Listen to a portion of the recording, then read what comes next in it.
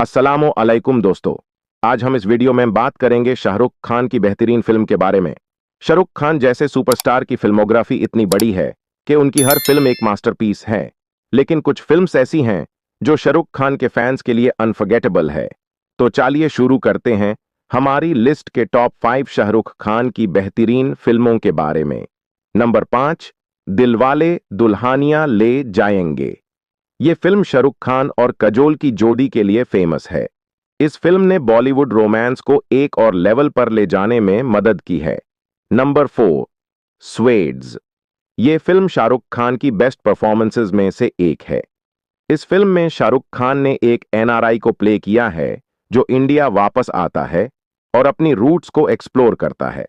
Number 3, कल हो ना हो। ये फिल्म शाहरुख खान, प्रीति जिंटा और सैफ अली खान की जोड़ी के लिए जानी जाती है। इस फिल्म में शाहरुख खान ने अपनी एक्टिंग स्किल्स को एक नए लेवल पर ले जाया है। नंबर 2, चक दे इंडिया। ये फिल्म शाहरुख खान का सबसे आइकॉनिक रोल है। इस फिल्म में शाहरुख खान ने एक हॉकी कोच का रोल प्ले किया है जो इंडिया को वर्ल्ड कप जीतने में मदद करता है। नंबर 1, बाजीगर। ये फिल्म शाहरुख खान के करियर का सबसे इंपॉर्टेंट फिल्म है। इस फिल्म में शाहरुख खान ने एक नेगेटिव कैरेक्टर प्ले किया था जो उनके करियर को बढ़ाल दिया।